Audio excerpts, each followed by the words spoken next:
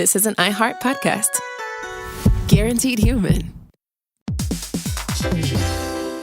Hey everybody, when you're at work, you never know when you're going to get interrupted, like when an office fire drill happens right in the middle of your presentation, or maybe construction is going on just outside your window. But with the Dell Pro laptop powered by Intel Core Ultra with vPro, no matter how many interruptions you have, your laptop won't be one of them. Yeah, with the battery that's optimized for the way you work and built-in intelligence that quiets distractions the moment you're trying to focus, your tech won't slow you down, even when you're getting bounced from an office you forgot to reserve. The Dell Pro, built for those who stay in the flow. Find technology built the way you work at Dell.com/Dell-Pro.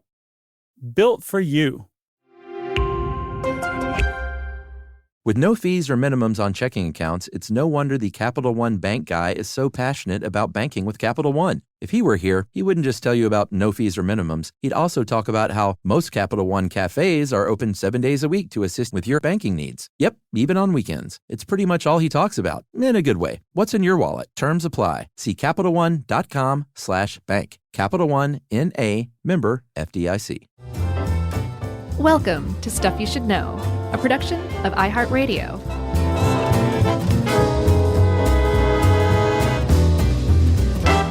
Hey, and welcome to the podcast. I'm Josh. There's Chuck Dragon Slayer Bryant. And, well, that's it. It's just the two of us. We can make it if we try, Chuck. Just the two of us. Dragons and us. And the great Bill Withers. Was that Bill Withers? Can't even say it with a straight face. We just had the same conversation like 2 months ago. I'm not doing it again. Oh, about Bill Withers? Yeah, I didn't realize that was a Bill Withers song. Man, it was a good song. Lean on Me, though, man, is just, whoa, I cannot take it. Grandma's Bed. What is that? Is that a Bill Withers song? I did not know that.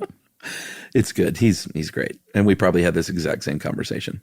I don't know if we had that one or not, but you know who else I like, who's a little bit like Bill Withers, not quite as cool, I guess, if you're like a cool person, but George Benson was amazing and still is. I think he's still around.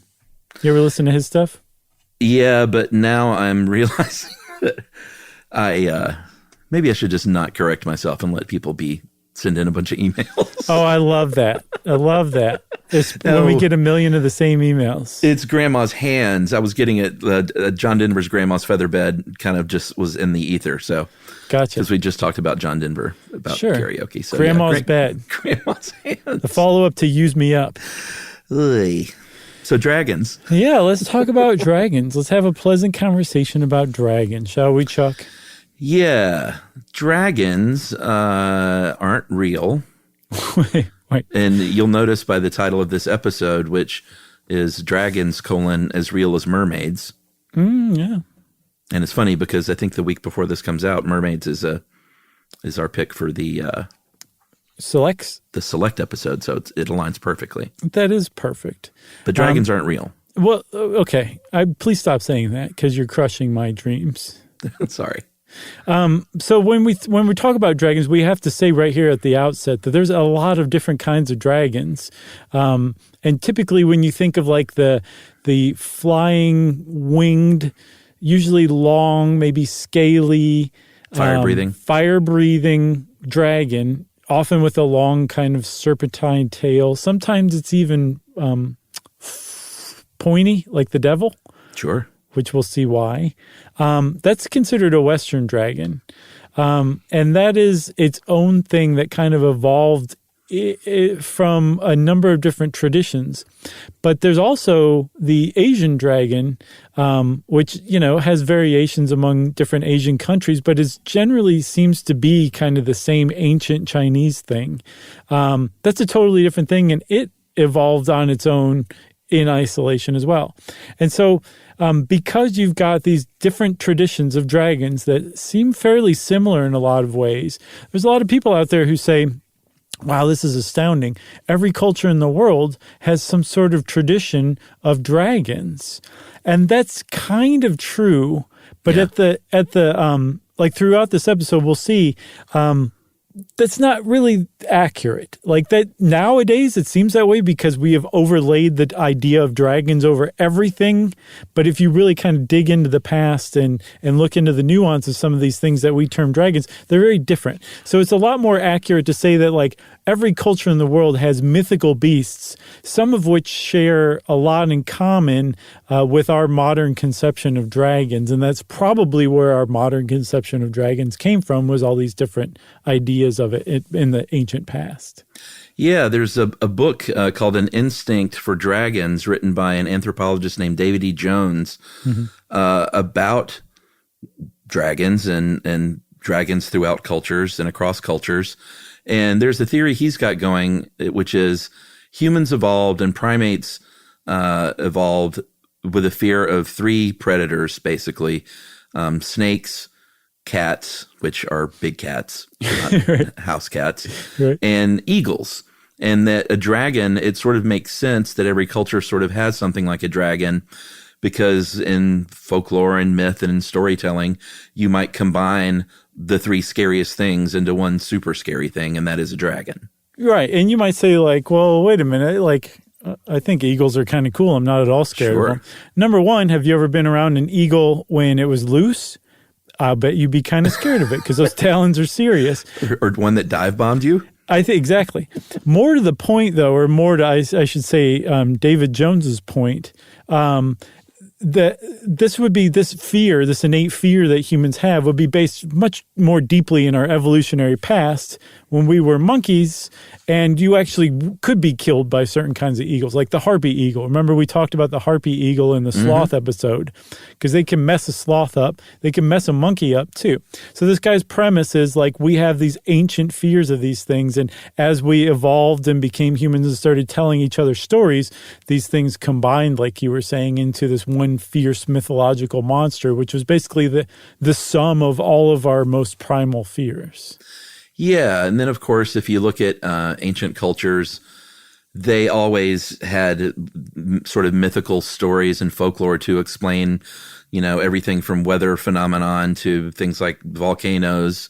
And if they happened upon maybe dinosaur bones or whale bones, then a story might go along with that to explain it away. Like, this was clearly some huge lizard-like creature or maybe a snake-like creature, and there was probably a story around it on why they should fear it, or usually some sort of a sacrifice that they needed to make, sort of in lockstep with those stories. Mm-hmm. But that's just sort of another theory on maybe how the dragon might have come about as far as folklore goes. One of the most interesting theories that I saw, and we should say no one has a widely accepted answer for this, which I love as always. Sure. But that it was the bee, that the description, often in ancient cultures, they used to use like riddles and exaggeration and metaphor to discuss and talk about and describe actual things, and that the bee, a description of a bee, or I should say a swarm of a bee, is what actually became the dragon in mythology. And at first you're just like, that doesn't make any sense at all. But some of the points that these people made, there was a journal article in it, in I think like a journal on Tolkien studies or something like that. But they say that a bee swarm moving together, it doesn't necessarily resemble a dragon, but it makes a lot more sense along those lines than it does when you're talking about an individual bee. It does in a cartoon. Exactly. It can point an arrow, it can make an arrow to point a direction, where somebody's hiding, that kind of thing. And then another one is that the fire, the idea of a dragon breathing fire is a metaphor for the feeling of like your skin burning from a bee sting, or right. The intense pain. And then lastly, in the Western tradition, a lot of dragons protect like mounds of gold or treasure, and that this is a metaphor for honey and gold, like the honeycombs that ancient people would have basically considered gold, not just food, but also it was used as medicine as well. So if you kind of put all that together, it seems like a pretty interesting theory. At least it makes a lot more sense than a bee, when you really kind of dig into it. Yeah, totally. The word itself is Well, you can look back to the Iliad when Homer wrote about the Drakon, the Drakon, which supposedly is the first known use of the word. In ancient Greek is sort of has some confusing etymology behind it, but basically Homer uses that word to describe snakes. Like unequivocally. Yeah, and not, huge flying fire-breathing snakes, but just snakes. Yeah. Yeah, he even says, no, I'm just talking about snakes, everybody. Yeah, not dragons. Right. Don't get ahead of yourself. These are snakes. And I mean, they say that, like, he points out that he's talking about snakes because he even says a chimera, which is, I think, the head of a lion, the goat body, a serpent tail, and bat's wings. He even says the serpent tail, the back portion of the chimera, is a dragon. So he's talking about just regular old snakes, for sure. Yeah, and other writers and other classical stories did the same thing, whether it was Dracontis or Draconis, using all these words sort of interchangeably with other words for snake. But then we go to the history of, not the history, but just history of animals. And that's the first sort of scientific take on the Drakon, which is an enemy of the eagle because an eagle as a bird of prey would eat snakes, obviously. And different people got a little more specific in later writings as to what kind of snake, but it's still just snakes. Yeah. So over time, like that's where the word dragon came from, was it was a word for snake. That's it. And then over time, as people started to exaggerate here or there, conflate different types of snakes and different behaviors that aren't found in snakes, but saying that they were, and they all kind of put that under the umbrella word for snakes, dragon. It seems like the legend or the myth, the mythical version of dragons started to kind of plump up and grow. Yeah, and this is a point Ed, the Grabster, put this together for us. But Ed points out something I kind of never really considered. Back in the day, in the classical period, writers were writers. There weren't like, hey, I'm going to write only about natural history, and I'm only going to write fiction and myth and storytelling. Like, writers just wrote. So there were people that wrote natural history tomes and also myth and storytelling legends. And so a lot of this stuff could get kind of mixed up and confused, exaggerated. Mistranslation is a huge, huge deal. Yeah. Oh, yeah. And a lot of this is sort of where the myth of the dragon came from. I just think of like some writer getting confused what they were working on that day, and now we have the myth of dragons. Right. It's like, was this real or not? I can't remember. Who cares? So, yeah, like you really hit upon something really important. Mistranslations, or a different way to put it is lazy translation, have really kind of changed our idea of what people were talking about in the ancient world. And I can't imagine how much nuance and understanding has been lost. Oh, and sure. how probably dumb in a lot of ways ancient people seem compared to how they actually were, because of this tradition of like poor translation that was passed down over the year. Poor. Yeah. That's very cute. And the reason why it's kind of lazy translation is it seems like anybody who came across an ancient text or a text in another language who's translating something into English, and they seem to be describing anything even remotely dragon-like, any mythical beast, anything that might have wings, anything with a serpent tail, anything that breathes fire, boop, dragon, it's a dragon. And then now those of us who have a certain compartmentalized idea of what a dragon is, everything was a dragon. And now we reach that point where it's like, this is how we got this idea that every culture has dragons. No, we just kind of lazily translated what other cultures were talking about into dragons along the way. Right. I think that is a great first act. Thank you. Thank you. I'm bowing. I'm throwing roses at your feet. Thank you. Thank you. And we're going to take a little break, Rooney, and be right back.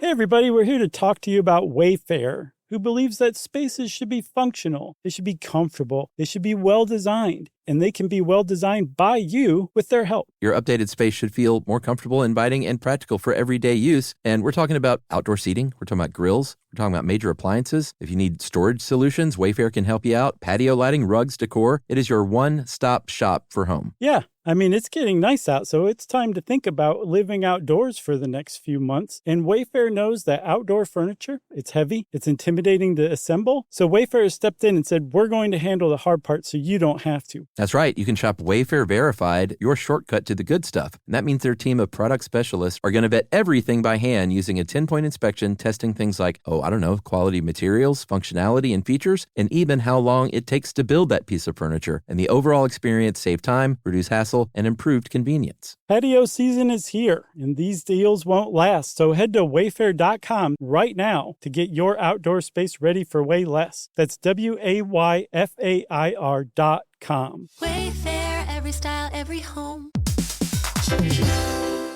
Hey everybody, I want to talk to you a little bit about Tide Evo because it represents over 10 years of innovation and product development. Tide Evo is a first-of-its-kind technology where tens of thousands of minuscule fibers are spun together to form a 6 times powerful layer packed with scrubbers, brighteners, pre-treaters, and fresheners. And that's going to deliver a breakthrough clean that's so powerful it feels like magic. Yeah, it is kind of like magic. Tide Evo is revolutionary. A 100% concentrated, waterless laundry tile that's made of compressed microfiber soap layers rather than liquid or powder. And it's not like pods or sheets because it uses 6 layers of detergent fibers to deliver superior cold water cleaning without plastic packaging of any kind. And it provides a mess-free, lightweight solution that dissolves lickety-split. So whenever you run into a laundry challenge, turn to Tide Evo. It's revolutionary. It's magic. Try new Tide Evo. Real laundry magic.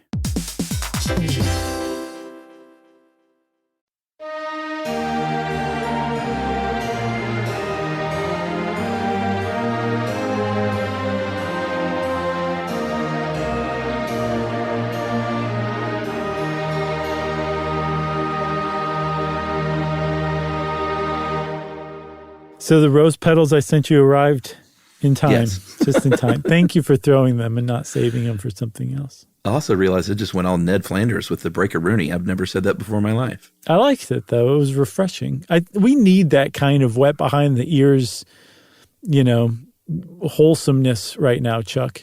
Yeah, in year 14? No, not just us. I mean, the world. Okay. Yeah, up with Flanders. Yeah, up with Flanders. That's right. So my favorite thing always about Flanders was when he would be really buff.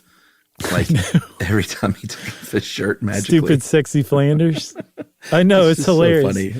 He ascribed it to a healthy dose of vitamin church. Right. Oh, man, I love it. Yeah. All right, where were we here? Giant snakes. Yeah, we talked about them. We were talking about mistranslations were a big problem. And I think a good place to start with that is back in Sumeria. Yeah, the Sumerian legends wrote about something called the Usum, U-S-U-M, also called dragons, or, at least referred to as dragons now. And these were kind of like you said at the beginning. These were sometimes just large monsters, large scary things, and not necessarily a dragon, but was sort of just translated as dragon. Yeah, and I should say Sumer, not Sumeria. But these were like their gods that they were talking about. These were, the goddess of water who gave birth to the world. Like they had this incredibly detailed cosmology that explained, where they came from, where the world came from, where the sun came from. And we along the way translated that to dragons. Right. So luckily there are scholars who have learned to speak Akkadian, I guess the world's oldest spoken language, Akkadian, not the Canadian group that the Cajuns come from. This is different. So we understand now that there's much more nuance, much more detail to it, but I think the upshot of this is that there were conceptions of like fire breathing and like flying serpents and like potentially malicious, malevolent, evil, mythical beasts that would resemble kind of what we would understand as a dragon dating back thousands of years. Yeah, and this course goes straight to the Bible as well. In Revelations, there's a lot of talk about the archangels battling a great dragon. In this case, the dragon is Satan. But again, this is sort of a translation, like Satan was always sort of the serpent, at least in Genesis, it first appeared as a serpent. And so in the end, Satan is also a serpent, but spelled, with the Drakon, like the ancient Greek. Oh, is that right?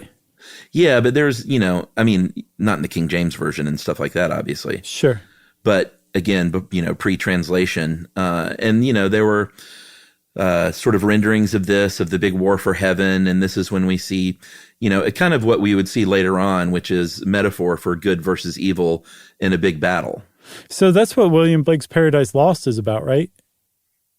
I've never read it. I haven't either. I'm just familiar with it from that movie Red Dragon. Okay. About the Silence of the Lambs prequel, I think. Oh, sure. Yeah. He's like, do you see? You remember when Ray Fiennes has got poor Philip Seymour Hoffman strapped to that wheelchair? Oh, man. And he's showing him like crime scene photos. I had spoiler coming. Didn't love that movie. It was okay, but that shot of that burning wheelchair and body going down the parking deck is one of the most sort of chilling images I've seen in movies. I know. The thing that chills me about it, though, is it's an antique wicker wheelchair, which is the scariest thing I've ever seen in my life. I hate those. You don't like those, huh? No. I think we just talked about it recently, and for the rest of my life, I will be creeped out by those things. I'm going to get you one. Slide Whistle was this Christmas. Next Christmas, you're just going to get an ancient wicker wheelchair. No, I don't want to be wasteful, so I won't throw it away, and I'll just have to live among it. It's going to be terrible. Like I'll never get used to it either. You could make a life-size Chuck dummy, put it in there, and set it on fire and roll it down a parking deck. Oh, I wouldn't do that. I'd make a life-size version of Chuck and just talk to you. Be like, listen, I got a lot of stuff to say to you. That's even creepier, by the way. And you're going to sit there and listen to it. I'll be wearing nothing but an apron. Just like a real doll with a big fake beard. That's right. Oh, man.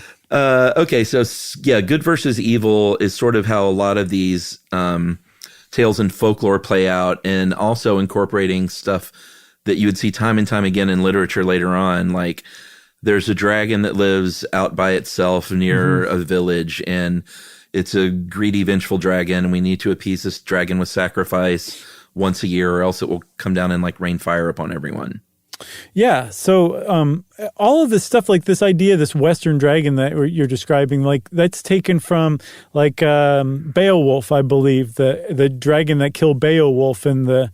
I always thought it was a Norse legend, but apparently it's English, Old English. Oh, really? It's just set in the Netherlands or in Scandinavia in the Norse. I think somewhere, I don't remember exactly where it's set. It's just set there. It's not written by them.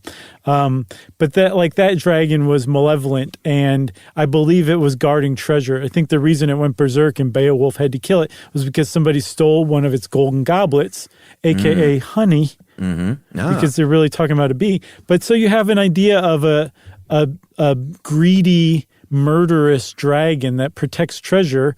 Like that comes from an ancient tradition, but that's a pretty standard feature of dragons, like you were saying.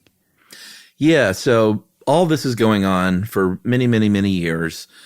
Finally, the rubber kind of meets the road as far as Western dragons are concerned with the legend of St. George, who was a Christian saint, a real Christian saint, maybe a real person, who may have been a Roman soldier who was, tortured and killed for converting pagans to Christianity. This is circa 4th century AD. And because of stories getting passed around like a game of telephone, the actual first name of that story, when it was told, was St. Theodore, but it was really St. George. So I saw that they're both possibly known as dragon-slaying saints. Okay. It's not necessarily like George took that from Theodore. They're both known for having slain a dragon. But what's interesting is if you see St. Theodore depicted with his dragon, it's very clearly a crocodile.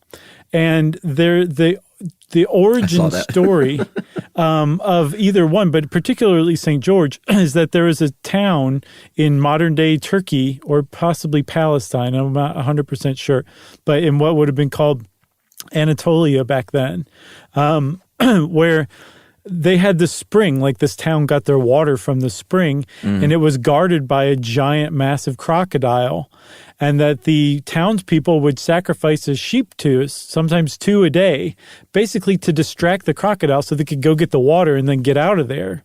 And then they ran out of sheep. So they said, well, what comes after sheep? How about maidens? So they started throwing maidens, sacrificing maidens, literally throwing them to the crocodile to distract it so they could get the water. And eventually they came upon the king's daughter. They drew straws to see what maiden would go next. And St. George apparently arrived just in time to slay the dragon, a.k.a. the crocodile. But that's this idea that's where this story of somebody slaying a dragon could have been rooted in reality, that over the years, this massive crocodile, which was so fearsome and so murderous and killed so many people, was converted into a dragon over the years. And so St. George slew the dragon, and that's where that came from. And there was a real crocodile that lived by a real spring. Right. That's pretty cool. Yeah, I thought so too. I love it when something that seems totally legendary is rooted in some sort of fact. It's just people embellished or exaggerated it over time. Totally. If you want to go with the sort of real great first image of what we think of as a Western dragon, you can go to 1260 AD in an illustration in a medieval bestiary called M.S. Harley 3244. Great title. I think Ed said it was probably a catalog designation. Yeah, I think the real title is Peraldus's Theological Miscellany. Yeah, that's an actual great title. Yeah, I like M.S. Harley 3244. It's cool looking though. You can if you're near a laptop or something, you can look this thing up, and it is, you look at it and this is exactly what you think of as something from like Lord of the Rings or Game of Thrones or whatever. Yeah, it's a dragon. It's how a scene starts, Yeah. Sorry, I see what you're saying. Like the dragon that shows up in there specifically, the red one. Well, no, I just mean sort of the dragon that we all think of in sort of literature and folklore. Right. Like this is clearly that. Yeah, and supposedly it's the first one from around 1260. Did you say that? Yeah. So, when you see it, you're like, yes, this is probably the basis of the Western dragon as we understand it. And it would have spread to Europe, which it did. I think that was English. It was by a guy named William Perrault, and I believe he was English. So it would have spread from England to the rest of Europe, and that kind of set the stage for at least the visual version of the Western dragon from that point on. Thanks to England Dan. Right. I think we said English Dan. It's England Dan. Oh, is it? English Dan makes way more sense. Yeah, England Dan's a little weird. Yeah, but hey, England Dan was a little weird. But your nickname is America Josh. Sure. How about All America Josh? Should we take a break now and talk about Asian dragons? Yeah, let's. All right, we'll be right back with a kinder, gentler dragon right after this.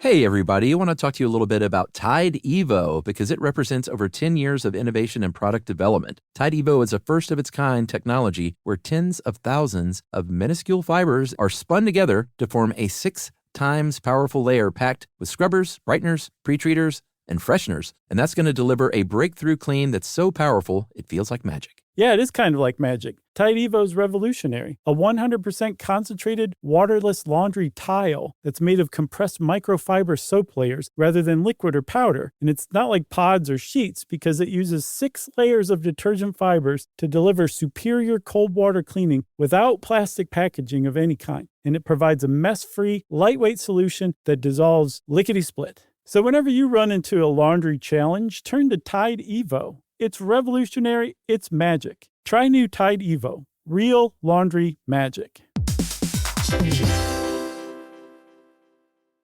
Introducing the all-new Mazda CX-5. featuring more connection. Hey Google, where's the nearest Pilates class? Safety that has your back. More discovery on the scenic routes. More passion in the details. And more control in changing weather. The all-new Mazda CX-5. More to move every side of you. See it in 5 films at mazdausa.com/5sides. Google is a trademark of Google LLC. Sequences shortened and simulated. Hey, everybody. When you're at work, you never know when you're going to get interrupted, like when an office fire drill happens right in the middle of your presentation, or maybe construction is going on just outside your window. But with the Dell Pro laptop powered by Intel Core Ultra with vPro, no matter how many interruptions you have, your laptop won't be one of them. Yeah, with the battery that's optimized for the way you work and built-in intelligence that quiets distractions the moment you're trying to focus, your tech won't slow you down, even when you're getting bounced from an office you forgot to reserve. The Dell Pro, built for those who stay in the flow. Find technology built the way you work at Dell.com/Dell-Pro. Built for you.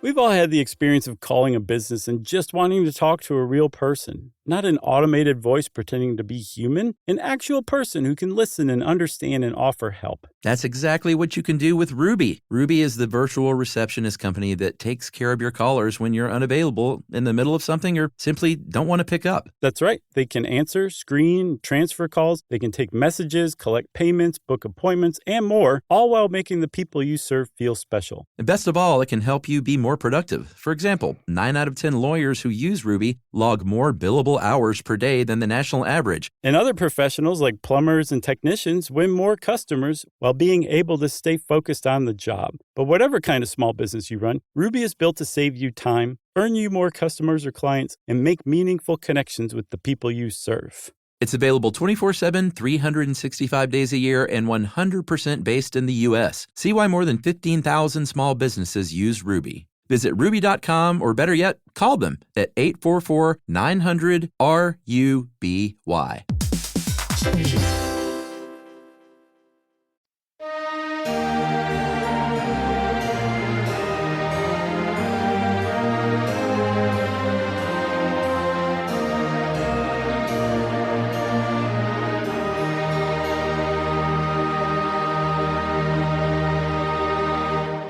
Okay, so Chuck, you mentioned something. You said kinder, gentler dragon. It's true. Like Western dragons are generally, in the tradition, murderous, greedy, wealth-hoarding jerks. Boo.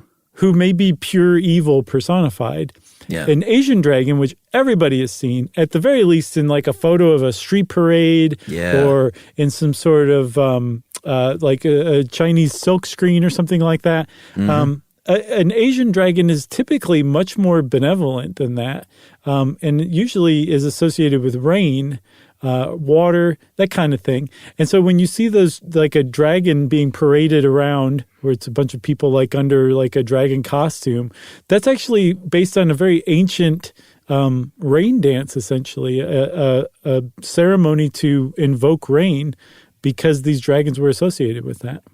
Yeah, and this is far, far, far older than in the West. I think in about 6,000 BC, there were people in China that were carving little dragon jade figurines.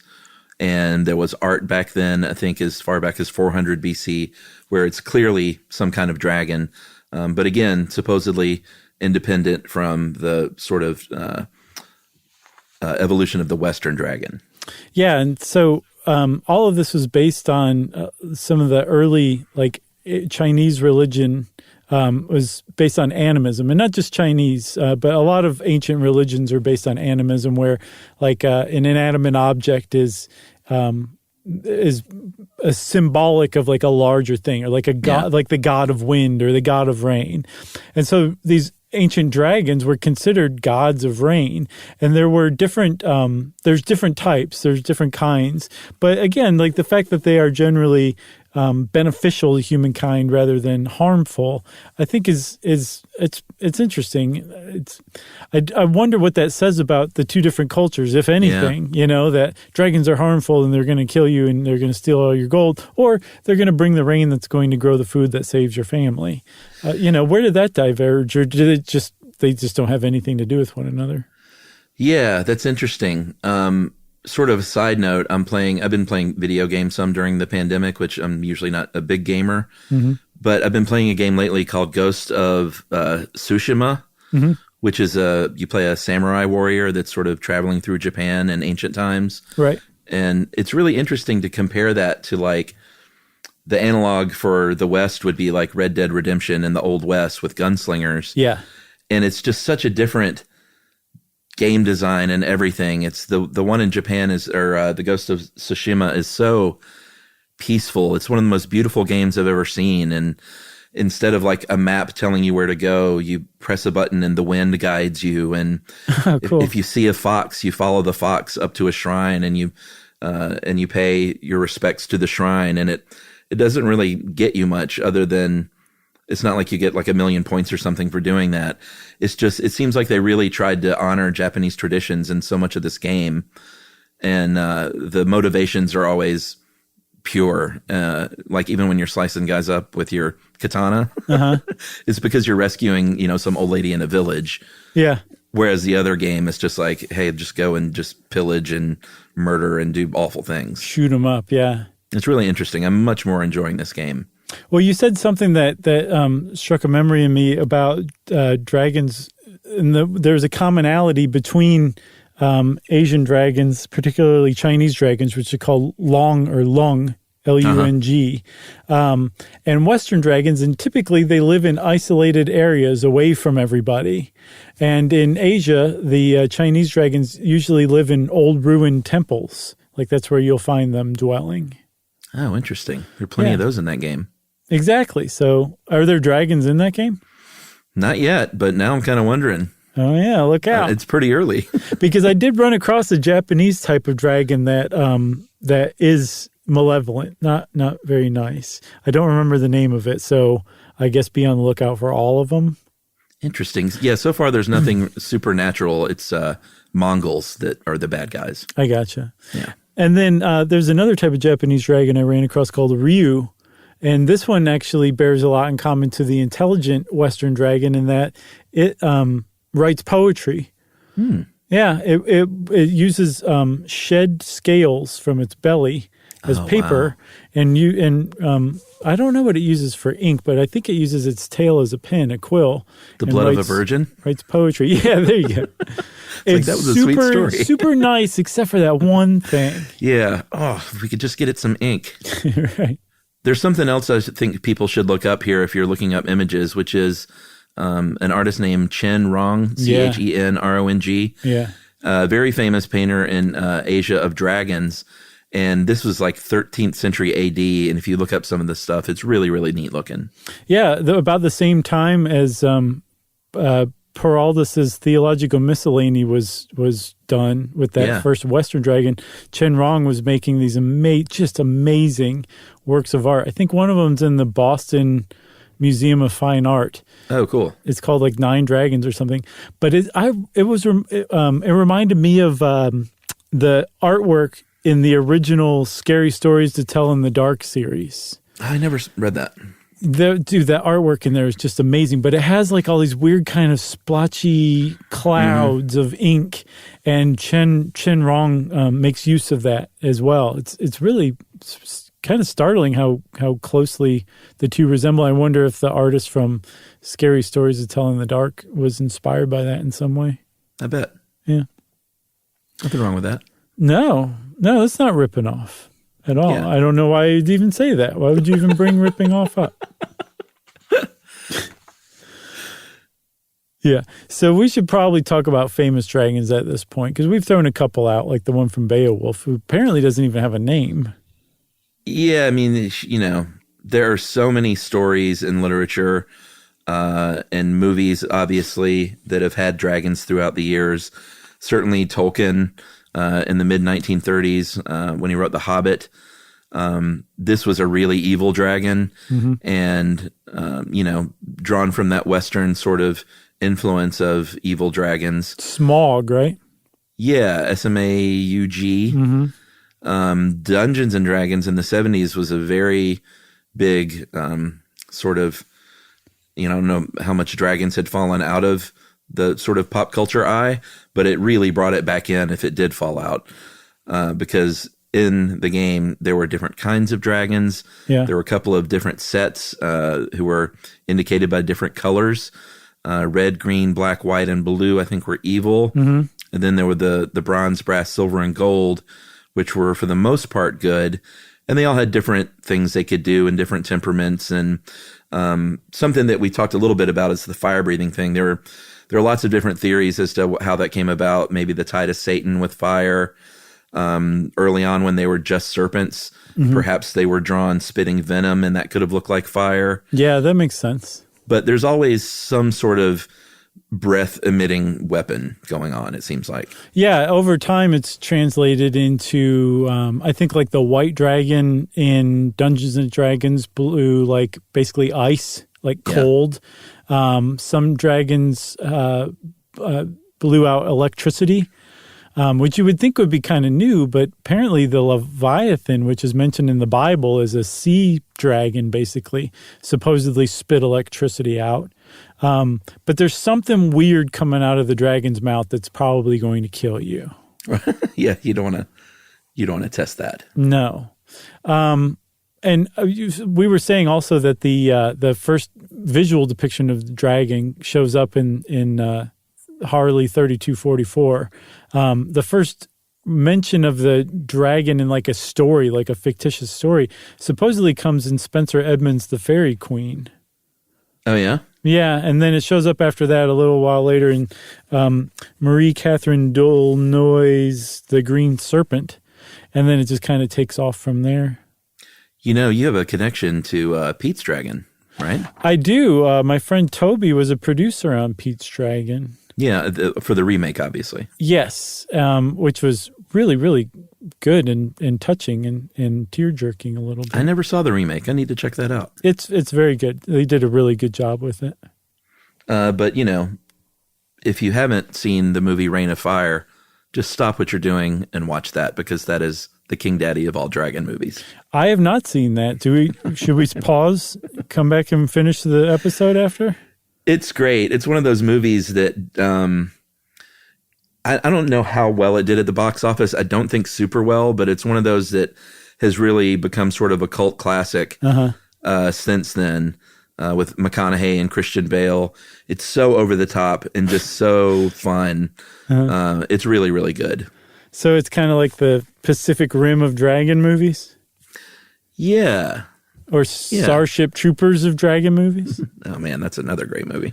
There's also Puff the Magic Dragon. Don't forget him. Oh, God, the saddest song of all time. My mom taught my daughter that it's the worst. It has nothing to do with pot. So just, forget that, hippie.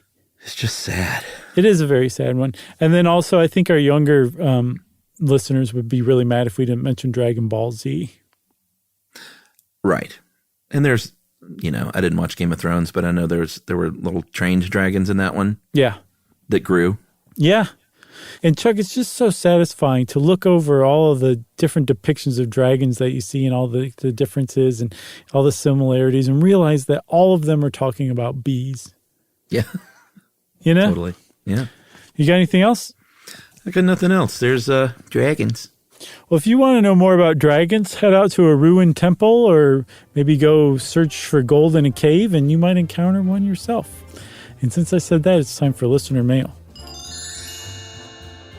This is a story about corn and poop. Oh, God. Hey, guys, here's my corn story. One I've repeated often throughout my lengthy life. I just turned 70. Woohoo! Nice. Happy birthday. So this is from Mary. Mary's 70. Well, not happy birthday, but happy decade turning. Okay. What does that mean? I think birthday still works. No, but it wasn't her birthday necessarily, but... Happy decade turning? Yeah, like when you hit 70 or 60 or 50. Sure. No, I know exactly what you're talking about. Made it through another... It's a new thing. It's a rich history of saying the song, Happy Decade Turning. What song is that? Happy, happy decade turning. Is that a Bill Withers song? You made it another 10 years. Lean on me. That's good. Yeah, I see jazz hands there. Man, I think I awkwardly got my way out of that really awkward sentence. You did. It was really good. I grew up in Houston, Texas, guys. One blazing hot summer day when I was about 3 or 4, I was out in the driveway standing around kind of checking out the neighbor kid who was in her driveway, who was about 2. It's hotter than the blazes. Her name was Bianca. She was younger than me and still in the diaper phase of life, but it was so hot she wasn't wearing a diaper or anything else. Nature called to Bianca, and voila, a couple of little poos were deposited on the cement. Being a curious child, I went over to check it out, and lo and behold, there in the poop, embedded securely but definitely visible, were corn kernels. Mm-hmm. Unmasticated yellow against the brown corn kernels. Right. Yeah, no, we got it. It's just the corn kernels. Thusly, I've never been able to look at corn, nor, God forbid, eat corn, literally in any form ever since. Yeah, I could see that happening if it hit you in just the right way, especially at a certain age. Yep. She says, not even corn pone, which I had to look up. I didn't even know what corn pone was. It's like cornbread, I think. Yeah. Not even corn pone? Good God, how have you lived 70 years without corn pone? A great emotional scar was born that day. The only benefit of that experience is that whenever I want to gross anyone out, I just pull out the corn in the poop story. All adults hate it. All children are gleefully grossed out by it. Yep. Love your show, guys, especially when y'all wander off topic and then wander back. I think in the chili pepper episode, y'all wandered over to Yoko Ono, which was interesting. And that is from Mary Foy in Issaquah, Washington. Well, thanks. I guess thanks in quotes, Mary, for that one. I love it. But thank you also for listening to us. If you want to write in and kind of gross us out, like Mary did, we're always up for that kind of thing. You can take your best shot. Send it off to stuffpodcast@iheartradio.com. Stuff You Should Know is a production of iHeartRadio. For more podcasts from iHeartRadio, visit the iHeartRadio app, Apple Podcasts, or wherever you listen to your favorite shows.